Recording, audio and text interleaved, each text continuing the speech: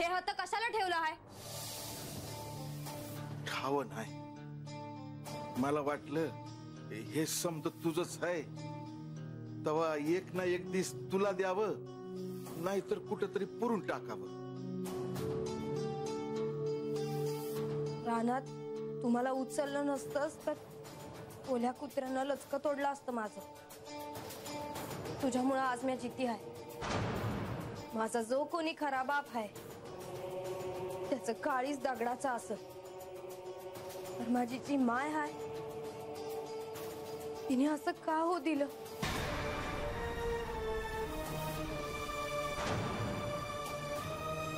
नारद मुनींमुळे मला कळले तरी माझी कन्या जिवंत आहे. इतकी वर्ष झाली पण तो प्रसंग आजही माझ्या डोळ्यासमोरून जात नाही. माझ्या समोर माझ्या तरुण कन्येला लहान बाळात रूपांतरित केले.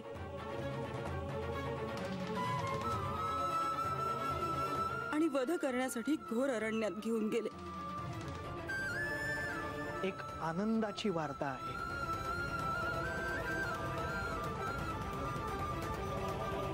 काय मुनिवर, लवकर सांगा. तुमची कन्या जिवंत आहे.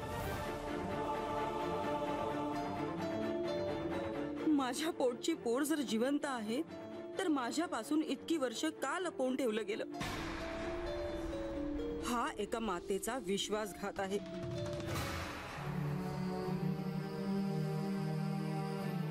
इतकी वर्ष मी गप्प बसले, पण आता नाही.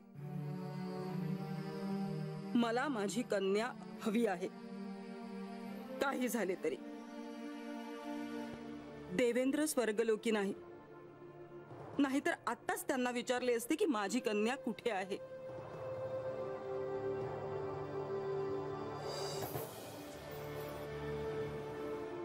बा,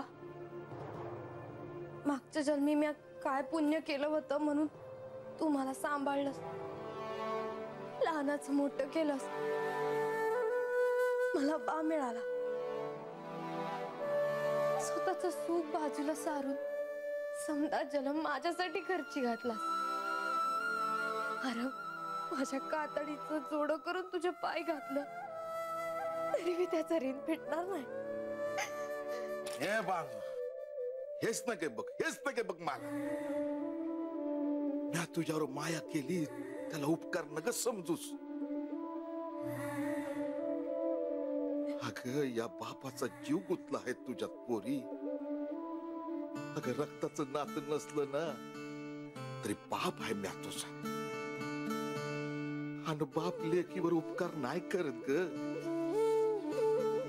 समज करतो ना ते माय पोटी बघ. मग कशा पाय ठेवायच्या या वस्तू घरात? काय संबंध नाही माझा यांच्याशी. उद्या माझं खरं मायबाप मोहर आलं ना तरी त्यास ती मी सांगल का माझा त्यांच्याशी काय बी संबंध नाही.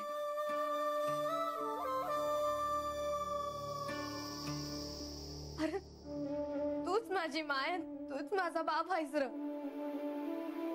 या समध्या वस्तू जाळून पुरून टाकायच्या आहेत मला. मी असं केलं तर चालेल ना तुला बा? बापाशी भांडणारी बानू गावापासून परवानगी मागायला लागली.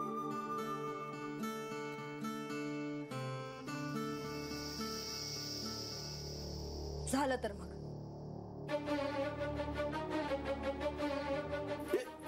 ए बानू,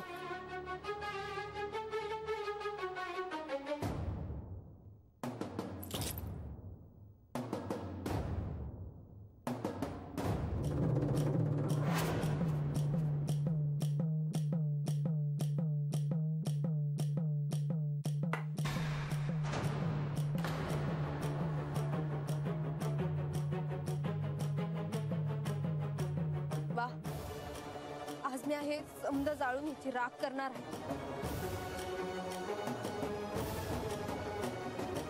भारत तूच माझा बाप आहे, तूच माझी माय,